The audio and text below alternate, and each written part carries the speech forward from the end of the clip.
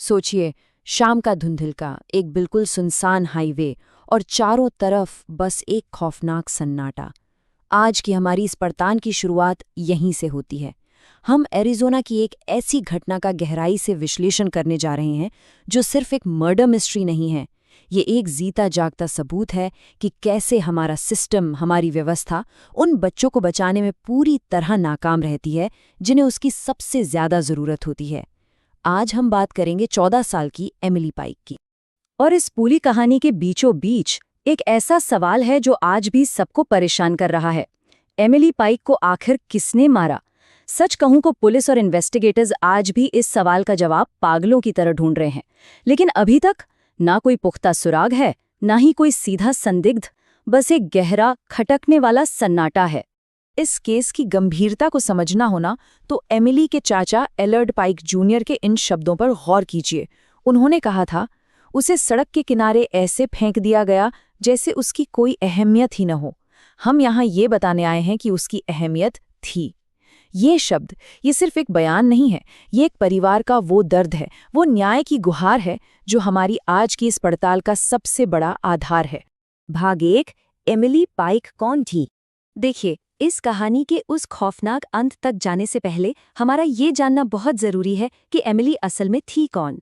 वो महज 14 साल की एक बच्ची थी, सैन कार्लोस अपाचे जनजाति की एक बेहद प्राउड मेंबर। उसके परिवार और दोस्तों की माने तो वो बहुत ही शांत, दयालु और मीठा बोलने वाली लड़की थी। उसे कला से बहुत प्यार था और बड़ी होकर वो कॉलेज जाना चाहती थी। वो सिर्फ फाइलों में दर्ज एक आंकड़ा नहीं थी, वो एक जीती जागती बच्ची थी जिसके सामने उसकी पूरी जिंदगी पड़ी थी। भाग 2, एक सिस्टम का फेल होना। अब सवाल ये उठता है कि इतने सपनों वाली एक बच्ची उस सुनसान हाईवे तक पहुंची कैसे? इसका जवाब है सिस्टम की लगातार विफलताएं। और सबसे बड़ी विडंबना तो ये है कि एमिली की परेशानियां तब शुरू हुईं जब वो खुद एक विक्टिम थी। उसने अपने रिजर्वेशन में यौन उत्पीड़न की शिकायत की थी, लेकिन क्या हुआ? सबूतों की कमी का बहाना देकर केस यूं ही बंद कर दिया गया। किसी की गिरफ्तारी नहीं हुई और उल्टा एमिली को ही उसकी सेफ्टी के नाम पर उसके घर और परिवार से दूर एक ग्रुप होम में भेज दिया गया। जरा सोचिए, जो पीड़ित है उसी को बेदखल कर दिया गया। और ये कोई छोटी मोटी दूरी नहीं थी, पूरे 120 मील।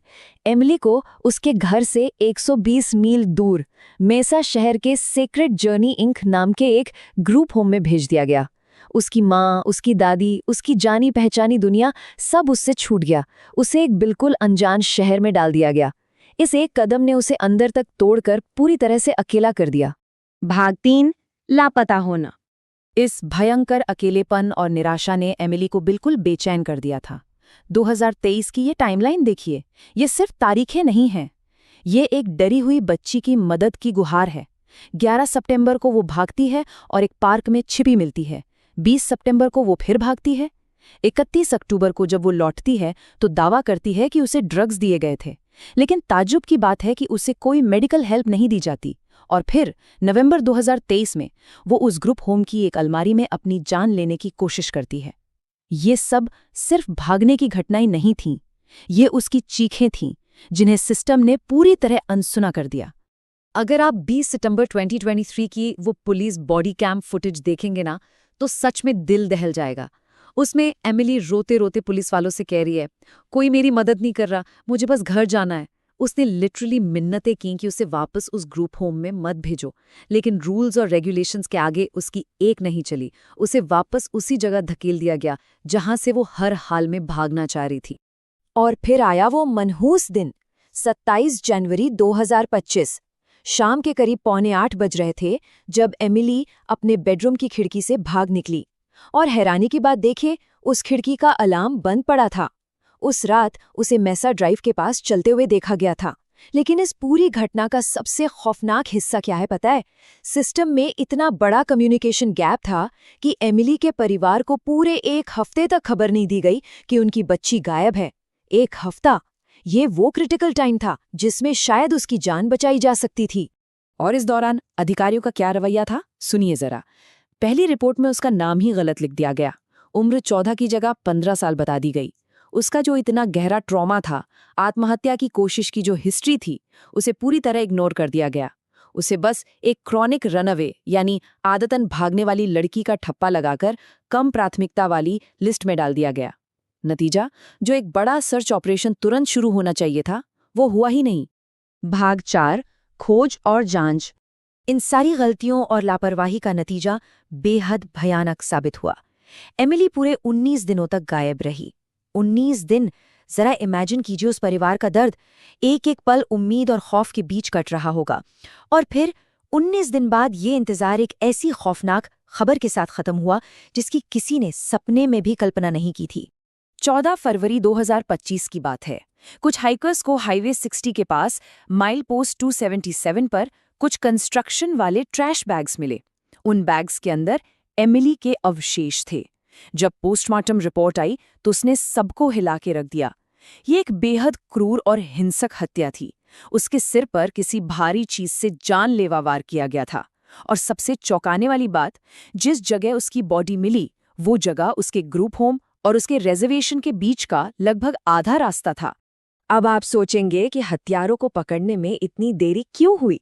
तो इसका सबसे बड़ा कारण था अलग अलग विभागों का आपस में उलझना। ये पूरा जुरिस्डिक्शन का एक ऐसा कानूनी दलदल था जिसने सब कुछ खराब कर दिया। Bureau of Indian affairs, Mesa police, Gila county sheriff office और बाल सुरक्षा विभाग, इन सब के बीच इतना कंफ्यूजन था कि बस एक दूसरे पर जिम्मेदारी टाली जाती रही। इस टकराव ने न सिर्फ एमिली की जान को खतरे में डाला, बल्कि उसकी मौत के बाद मर्डर इन्वेस्टिगेशन को भी बुरी तरह उलझा कर रख दिया। भाग 5 अनसुलझे सवाल। आज घटना के इतने वक्त बाद भी पुलिस के हाथ बिल्कुल खाली हैं। इन्वेस्टिगेटर्स के पास सिर्फ 2 ठोस बातें हैं। 27 जनवरी को वो गायब हुई और 14 फरवरी को वो मिली। इसके बीच के वक्त में क्या हुआ, ये सिर्फ अटकलें हैं। क्या वो हाईवे पर लिफ्ट मांगकर घर जाने की कोशिश कर रही थी, या जैसा कि कुछ दोस्तों का कहना है, शायद वो किसी ऐसे शख्स से मिलने गई थी जो उसे गिटार सिखाता था। और हाँ, वहाँ के लोकल लोगों में तो ये भी खौफ है कि इलाके में शायद कोई सीरियल प्रेडेटर है, क्योंकि वहाँ से पहले भी लड़कियां गायब हो चुकी हैं। और इन सब के बीच शक की सुई बार बार उसी जगह पर जाकर अटकती है जहां एमिली रह रही थी, सेक्रेड जर्नी इंक। इस ग्रुप होम का पास्ट रिकॉर्ड देखेंगे ना तो आप हैरान रह जाएंगे। यहाँ से कम 30 बच्चों के भागने की रिपोर्ट दर्ज है। एमिली के गायब होने से ठीक 1 साल पहले 2024 में 17 साल की वेरोनिका क्रूज भी यहीं से गायब हुई थी और आज तक उसका कोई पता नहीं चला। इसी भयंकर लापरवाही की वजह से एमिली के पिता ने अब इस फैसिलिटी के खिलाफ कोर्ट में केस भी ठोक दिया है। पुलिस इस मामले को सुलझाने के लिए कितनी डेस्परेट है, इसका अंदाजा आप इसी बात से लगा सकते हैं कि नवाजू नेशन पुलिस ने एक बहुत भारी भरकम इनाम की घोषणा की है, पूरे $2 लाख। जी हाँ, ये रकम किसी भी ऐसी छोटी सी लीड या जानकारी के लिए है जो एमिली के हत्यारों तक पहुंचा सके। इससे ये तो साफ है कि अथॉरिटीज को अब पब्लिक की मदद की बहुत सख्त जरूरत है। भाग 6 एमिली की विरासत। एमिली की जिंदगी भले ही बहुत क्रूरता से खत्म कर दी गई, लेकिन उसकी मौत ने एक बहुत बड़े बदलाव की नींव रखी। लोगों के भारी गुस्से के बाद एरिज़ोना में एमिलीज लॉ पास किया गया, जिसके तहत टर्क्वाइज अलर्ट की शुरुआत हुई। ये नॉर्मल रनअवे यानी भगोड़े दर्ज करने वाली पुरानी प्रोसेस से बिल्कुल अलग है। ये अलर्ट खास तौर पर लापता और खतरे में पड़े स्वदेशी यानी इंडिजिनस लोगों को तुरंत खोजने के लिए बनाया गया है। मकसद बस एक है, पुलिस का रिस्पॉन्स फास्ट हो ताकि जो एमिली के साथ हुआ वो फिर कभी किसी और बच्ची के साथ ना हो। लेकिन दोस्तों, भले ही एमिली के नाम पर आज एक नया कानून बन गया हो, कड़वा सच तो यही है कि उसके हत्यारे आज भी खुलेआम घूम रहे हैं। हमारी स्वदेशी महिलाओं के लापता होने और हत्या का जो ये पूरा संकट है ना, एमिली की कहानी उसकी एक बहुत ही दर्दनाक सच्चाई है। सब कुछ जानने के बाद भी क्या ये खामोशी कभी टूटेगी? क्या एमिली पाइक को सच में कभी न्याय मिल पाएगा, या फिर वो बस पुलिस की फाइलों और उस सुनसान हाईवे के अंधेरे में हमेशा के लिए एक अनसुलझा रहस्य बनकर रह जाएगी? ये एक ऐसा सवाल है जो हम सबको खुद से पूछना चाहिए।